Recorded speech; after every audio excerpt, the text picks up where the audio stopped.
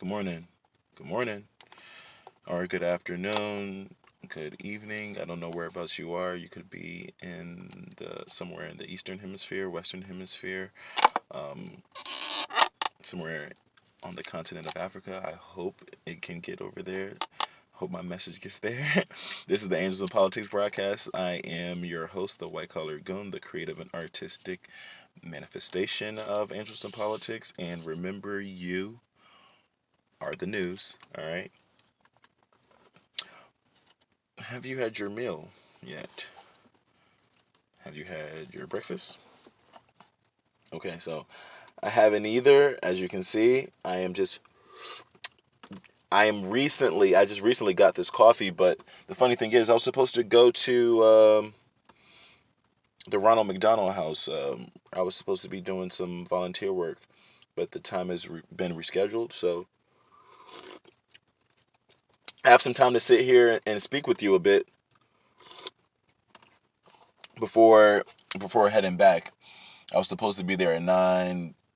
Then they said they only need us there at 12, so it's fine. It is fine. You know, you can only worry about what you can control, and so, or you can only control the controllables, I guess. So, but there was something that I was thinking about this morning that was really on my spirit. Yeah, you know how Whoopi Goldberg said in that classic film, Sister Act. If the first thing you do when you wake up in the morning is write, then you're a writer. If the first thing you think about when you wake up is singing, then you're a motherfucking singer. So, for me, I just have these topics of expression when I wake up. Maybe it's because my dream last night was turned up. But I think it's maybe because of dreams and just like how I am. But I guess I'm an expressionist. That's what I guess that's what I am. I'll just be the expressionist for now, until I can really self-actualize and beam myself up until I am that divinity, femininity, cheerleader, archetypal hero, superhero. Um, but I thought about something. So boom, I remember being in school, university. This has been over 10 years ago, of course. But I remember I was in school and I had my homeboy. He asked me. He didn't really come to me like in confidence, but I guess it wasn't confidence because he was just like speaking to me about a situation that was like I guess concerning him. It was bothering him a bit. I guess it was nagging at him a bit. So he just wanted my input on it. So boom, he was expressing to me that there was this young lady that he was relatively keen on. Nothing like, yo, this is the one. Nothing like some of his previous relationships with some of these girls, but like at school. But this girl was nice. She was pretty, and she was really quiet, really quiet. And I mentioned before, well, this is my homie. This is one of my quieter friends. He's my shy, not necessarily shy, but he's not like me. Put it that way with the expression. Well, I guess a lot of people aren't, but when me and him were to step out, me and him were good friends growing up. So it was always a polarity with me and him because I am the louder, extroverted, intuitive, feeling, perceiving person, and he would probably be. I don't know what his archetype would be if he were to take a personality test or he were to do his Myers Briggs Enneagram, what color your parachute type of thing is, but he'll be on a different end of the spectrum. Very smart, very good at math and science. Sharp in numbers, sharp in that sense, but definitely not the big talking kind of guy in public. Talks to people who he knows, like most people. Like when they get comfortable with you, they will open up, and then once they're comfortable with you, they're a fucking comedian. They're making all kind of jokes and stuff like that. But in the public space or in a private space or in a space whereby you don't know people or you're just coming in to meeting people, yeah, he would definitely be the guy who wouldn't make his presence known, and you would have to make an effort to speak to him, right? So he's kind of that guy. So about 10 years ago, he was mentioning that, there was this one girl that he was relatively keen on, and she was quiet. She would be your like archetypal like library kind of girl, shy girl, really pretty, but when you spoke to her, she whispered like this, and and she could talk, so I'm pretty sure she's just like my homie. Actually, I'm positive she's probably like my homie. Like in a room, she's quiet. In public, she's quiet, but then whenever she's hanging out with her cousins and her friends and her family and whatever, she's like who she really is. And I think that's for different reasons why girls are seemingly or they're perceived to be quiet in public, in a public space or in the public sphere, because maybe, or not maybe, definitely based on like the kind of guys they're used to talking to, and based on how they've been, based on their upbringing, how they've been indoctrinated, based on their programming, based on what they've seen via social programming, social engineering, media outlets. It has been shown that women should be docile and quiet and conservative, and they should be seen, not heard, that type of thing, which isn't true, of course. And there are women on the spectrum who are naturally predisposed to be, quieter people, or not as loud people, because I mean, being loud isn't necessarily like becoming thing in all shapes and its forms. Like, you yelling at a restaurant isn't cool, or you yelling at the library, or yelling at in a rest oh, I said a restaurant already, or like at the movie theater. Like, that necessarily isn't like it's frowned upon, for sure. So I get it. I understand why, like, sometimes women, see that it is more attractive, it is more becoming, it is more dignified, it is more sophisticated, it is more of a refined woman who's to herself, and doesn't speak as much or speak as loud. But I mean, at the same time, I don't believe that. You can be, unbelievably educated, sophisticated, refined, competent, and intelligent, and you don't have to sit there and whisper like a, you know, mute person, because you want to make some guys feel comfortable, you want to give some guys some confidence or some shit like that. I was I was watching a TV show. I think I mentioned this before. I was watching the TV show Power a week or two ago, and they had the white lady that was on the Goodfellas. She played on a lot of other films too, but she was on the Goodfellas, and she was taking care of Proctor's little daughter, and some shit was going down. Shit was going down. People were getting shot up, and that she had to. There was some business that needed to be handled, and I remember she pulled the daughter to the side, and she told her straight up with a straight face. She said, "Look, you know." As girls, you know, as a young girl, my father told me that I was going to be tougher than all of my brothers. I was going to be smarter, sharper, and tougher than all my brothers. But, as you get older, you're going to have to hide your toughness. You're going to have to hide your intelligence. You're going to have to hide your competence to a point, because this is how guys get their confidence. This is how guys become men, and it gives them the wherewithal, or it gives them that kick in the rear end to be a quote unquote man. So it is demeaning to some guys, or it is embarrassing to some guys, and it's intimidating to a lot of guys to find women who are tougher than they are, because most of them are, and smarter than they are, and more competent and more confident than they are. So women do shield these things. Women shield these things intentionally to make you feel good, guys. To stroke your ego, guys. And really, we got to deconstruct the ego. We have to deconstruct what it is here. That's our personality, but that's what's limiting us. That is what is inhibiting us. But I'm going off on a tangent here. But my man's, he asked me, yo, I was with this beautiful woman, and we had been hanging out for a bit, and we had been conversing for a bit, and we've been doing the back and forth, questioning and asking each other about ourselves, and so on and so forth. So the time came when they were together in private, put it that way. The time came when they were in their own private space, and what they did was in the privacy of their own home or their own room or whatever the case may be. And after that transpired, he spoke to me about it, and not the details, but he spoke to me about like what was concerning him, and what threw him, or what he was struggling with was the fact that when he went to when they were intimate, she didn't tell him, or she didn't stop him, or she didn't mention to him anything about him putting on a condom or using a condom or using contraceptives. So I guess he was expecting her to say something about it. Like, they were, I guess they were involved, and he went for it, and she allowed him to go for it, and it went down, I would presume.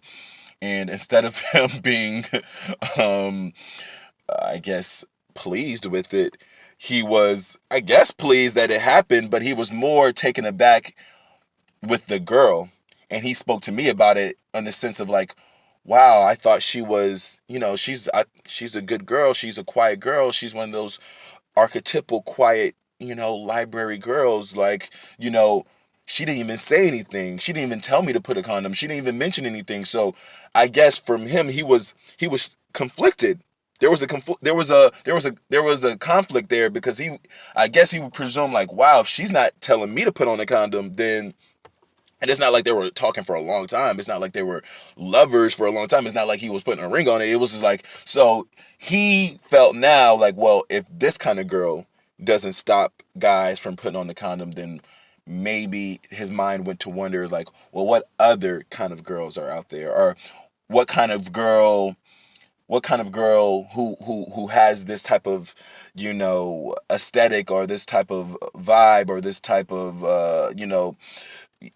archetype, this woman, this specific archetype, if she's not stopping guys, or she's not, being safe with her own sexuality, her body, then he felt that he was insignificant, or he felt that the woman's value was lowered now. He felt like, the woman's value became lowered, or she was devalued now, because it's like, oh, well, you just let me have an intimate involvement with you without a condom. Maybe you're letting other guys do this. And and I told him this, and I had to put him onto this. And there are a lot of young men and women who need this information. When I say young, it doesn't matter if you're 16 or if you're 60. This is just what it is. Guys, a lot of women, many women, are very strong, very competent, very intelligent. I mean, I can go down the list: intuitive, feminine, divine, all of this. But when it comes to intimacy, when it comes to sexuality, when it comes to the act of sexual engagement, brother, the majority, many women, I'm not going to even say the majority because I don't know the majority of women, many women prefer, many women will concede, many women will allow the men, or the man who they are, involved with, to be the man and make the decision. They prefer, they will concede, they will allow the man to do what he is supposed to do. So if you're a guy and she says, oh man, I've been talking to you, I thought you were smart, I thought you were sharp, I thought you liked me, I thought you were aware of what sex does, we understand what sexual interaction produces, what it procures. Okay, when a man has sex with a woman, well, that's the only way you can have sex, because that's what, if when a man and a woman come together for a sexual interaction, what comes out of that? Well, if you do not use contraceptives, and even if you did use contraceptives for some cases, if you don't use contraceptives, you are rolling, or you are not even gambling, you are in the ballpark of creating something, and what you are creating is another human being. right? That's what sex is. So, with that basic, general understanding of what sexual intercourse does and how we got here, I got here, you got here, any person got here through sexual intercourse, when a woman likes you, and I'm not going to say all women because there are women who are educated enough in the realm, and I'm not saying, when I say educated, it doesn't mean they just went to high school or they have good grades. I'm saying educated in the sense of sexual politics, that yes, dude, if I as a woman don't tell this guy to put on the condom, I realize a lot of guys won't. A lot of girls don't have that information because a lot of young ladies haven't had a lot of young ladies haven't been that experienced, especially particularly whenever they were in college. Now this young woman may have been 19. This young woman may have been 20 tops. So let's just say 18, 19. Let's just say 19 maybe. How many girls are very fluid with their sexuality at 19? How many women are like, yo, I can tell you what guys do at 19? How many women are who have a firm understanding of how sex works and how it goes? How many guys, I'm going to get to guys later, but how many women know the ins and outs of sex at 19 or 20 or 21? Chances are 90%, 95% do not. They do not, brother. And I'm going to tell you almost 100% of guys don't. So like let's be honest. When you are this age, 18, 19, 20, I mean younger, high school, you think you're engaging in sex, but you're probably not. I mean you're having sexual intercourse, but you're not aware of what you're doing. You're not aware of the ramifications. You're not aware of the consequences. You're not aware of the benefits. You're not aware of the pleasures, because a lot of them aren't even achieving that. The truth of the matter is, a lot of these women are just figuring it out. They are trying it out for the first or second time, just like a lot of you guys were. The most of the guys that get to college who are 18, 19, 20, that's their first time having sex too. Literally. Some guys, I mean, it's later for them. Some guys is after 20. Some guys after 21, 22. So it's like we don't know. They didn't know at the time. So when that young lady, she's a great girl. She's a sharp girl. She's a smart girl. And it's not because she's great because she was quiet. She could be loud. She could not be the library girl. She could be the party girl. She could be the extroverted girl. She could be the sports girl. She could be the astronaut girl, the science girl, the math girl, whatever the case may be. A lot of women don't have much of a background in different guys that they've had sex with. A lot of them don't have this laundry list of guys that they've had sex with when they were 18 and 19 and 20. Some girls are a bit more experienced than others, and that's great. And those women who are experienced, those are the ones that tend to understand, yo, if I don't say anything, yeah, it doesn't matter who this guy is. A lot of guys will go for it, not because they want to procreate, not because they want me to have their baby. 9 times out of 10, they just want to put it in. 9 times out of 10, they just want to get in where they fit in. 9 times out of 10, they ain't turning shit down but their collar. So my thing is, a lot of guys and girls are aware of this. If they are a bit more experienced, they are aware that, man, guys are reckless. Guys don't give a fuck. If you don't tell them anything, they will go for it without a condom. If you met a girl at the gas station, you met a girl at a party, you met a girl walking down the street, you met a girl at the library, you met a girl at the fucking grocery store, within 5 minutes, if she allowed you access to her femininity, her divinity, chances are 80%, 90% of guys will not put on a condom. They do not care. Why? Because they're thinking about the instant gratification, instantaneous gratification. Right now, I will be satisfied. Instant satisfaction. They're not thinking about, I could get a disease. I could impregnate this young woman. There could be a number of things that could happen to me right now, but they don't think about that. So I wanted to talk to my boy, and I wanted to break it down to him. It's like, well, don't shame her. Don't shame that young woman and think she's less than, or don't think she's like, oh, you're that kind of girl now because you just met me for less than a week and I had sex with you without a condom, so evidently you might do that with everybody. Like, no, dude. She actually she actually sat there and wanted to see how you were gonna act, bro. She wanted to concede to you because you're the man and you're supposed to understand. A lot of women, listen, a lot of women look at it like this. Well, if he likes me and he's talking to me and he's courting me and he tells me he loves me, not to say that that's what my friend did, but a lot of guys do, then if he's saying all of this, giving me all this attention, saying all of the things that I want to hear, and then we are intimate and he does not put on the condom, a lot of women register that as he wants me to be the mother of his children. He wants to procreate with me. Well, it makes perfect sense why they would think that way, brother. You're not wearing a condom. You said everything else. You were holding hands and kissing them in the street. Well, that's what they think. That's what, and I don't want to say 90% of girls think this way, but I'm saying when you're 18, 19, 17, 16, 20, 21, a lot of girls have had a lot of guys talk to them. A lot of guys try to get at them. But as far as their bodies, as far as their sexual interactions, it's probably not that many. They probably had sex a lot of times. A lot is subjective, of course. They probably had sex a few times with a guy or two, but as far as their list of guys, it's not that extensive, bro.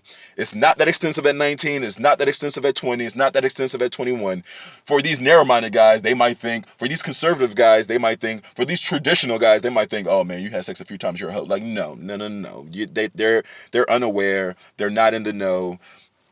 They're non sequiturs.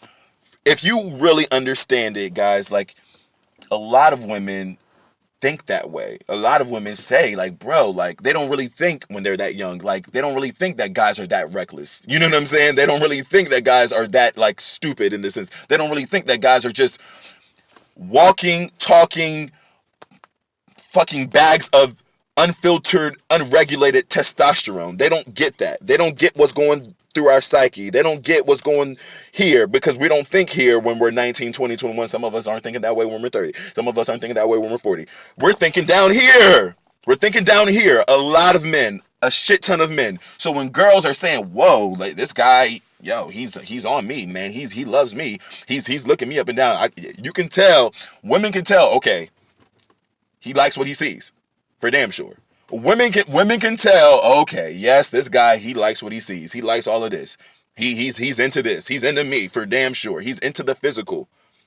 But they don't see the long term as like, yeah, he's into the physical, and he'll put himself inside of you for sure, and he'll release for sure.